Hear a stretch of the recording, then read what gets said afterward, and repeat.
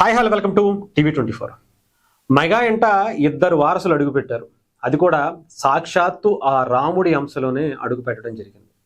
ఇప్పటికే మొదటి అమ్మాయి క్లింకారా అనేటువంటి పేరు పెట్టి అమ్మవారి శ్లోకాల నుంచి ఒక మంచి పేరు తీసుకొచ్చి క్లింకారాగా ఆమెకి నామకరణం చేశారు. మరి ఇప్పుడు పుట్టేటువంటి ఇద్దరు పిల్లల పేర్లు ఏం పెట్టాలనుకుంటున్నారు అనేది సోషల్ మీడియాలో వైరల్ అవుతున్నటువంటి పరిస్థితి. దీనికి చిరంజీవి గారు ఒక ట్వీట్ ఒక 5 నిమిషాల క్రితం పెట్టడం జరిగింది. ఒక్కసారి ఆ పేర్లు కూడా మీకు చదివి మిగతాది మాట్లాడతాం. చిరంజీవి గారు చాలా హ్యాపీగా ఫీల్ అవుతూ అబ్బాయి పేరు శివరాం కొణిదెల. చిరంజీవి గారి అసలు పేరు శివశంకర వరప్రసాద్.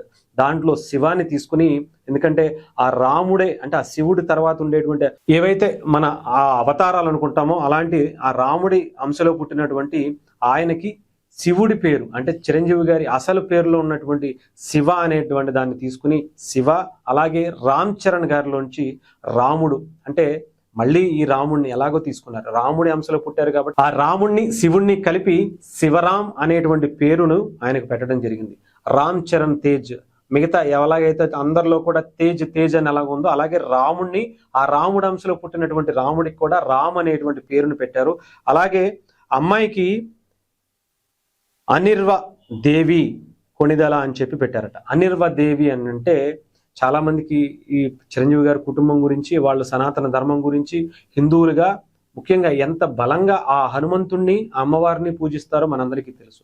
హనుమంతుణ్ణి ఆ ఇంటి ఇలవేలుపుగా ఆయన చూస్తుంటారు. అలాంటిది రామ్ అనే కొడుకు పెట్టుకున్నారు. కూతురు పేరు కూడా అనిర్వదేవి అంటే అపజయం లేకుండా ఉండేటువంటి ఒక అమ్మవారుగా, ధైర్యాన్ని ఇచ్చేటువంటి ధైర్య సాహసిగా ఆ అమ్మవారికి పెట్టడం జరిగింది. దేవి అంటే అంజనాదేవి గారిలో ఆ దేవి అనేటువంటి పదాన్ని తీసుకున్నట్టుగా అనిపించింది. సో డెఫినెట్ గా వీళ్ళిద్దరి పేర్లు కూడా పెట్టడం జరిగింది. అటు చాలా క్లారిటీగా చెప్పారు. శివశంకర వరప్రసాద్లో శివన్ తీసుకున్నాము, రాముడిలో రామ్ చరణ్లో రాముడిని, ఆ రాముడిలో రాముడిని కూడా తీసుకుని పెట్టాము. అలాగే అనిర్వదేవిగా సంబంధించినటువంటి దాన్ని కూడా దాని నుంచి దుర్గాదేవి దగ్గర నుంచి తీసుకుని పెట్టామని చెప్తున్నారు. సో డెఫినెట్ గా ఇది ఒక మంచి శుభవార్త అని చెప్పాలి. ఎందుకంటే ఆ ఇంట పుట్టినటువంటి ఈ ఇద్దరు పిల్లలు కూడా, ఈవెన్ మొదట పుట్టినటువంటి పాప క్లింకారాకి పుట్టిన తర్వాత రామ్ చరణ్ గారు గ్లోబల్ స్థాయికి ఎంతలా ఎదిగారో, ఎంత ప్రాచుర్యం పొందారో, ఎంత స్టార్డమ్ వచ్చిందో మనం చూసాం. అలాంటి ఆ తర్వాత ఇప్పుడు ఇద్దరు పిల్లలు పుట్టి సాక్షాత్తు ఆ రాముడి అంశలో ఆ రాముడి నక్షత్రంలోనే పుట్టడం, చిరంజీవి గారి సేవా కార్యక్రమాలు, ఆయన ఎదిగినటువంటి తీరు, కష్టపడినటువంటి తీరు ఎంతో మందికి గత తరానికి, ఇప్పటి తరానికి, రేపటి తరానికి, తర్వాత రాబోయేటువంటి తరానికి కూడా ఒక ఇన్స్పిరేషన్. పర్సనల్ గా ఆయన ఎంత ఖ్యాతి పొందారో మనందరికీ తెలుసు. ఆ తర్వాత వచ్చినటువంటి పవన్ కళ్యాణ్ గారు దేశంలో ఒక గొప్ప నాయకుడిగా, ఒక గొప్ప మానవతావాదిగా ఆయన చేస్తున్నటువంటి సేవా కార్యక్రమాలు చూస్తాం. ఆ తర్వాత తరం నుంచి వచ్చినటువంటి రామ్ చరణ్ గారు, లేకపోతే ఉపాసన గారు ఎలాంటి సేవా కార్యక్రమాలు చేస్తున్నారో మనం చూసాం.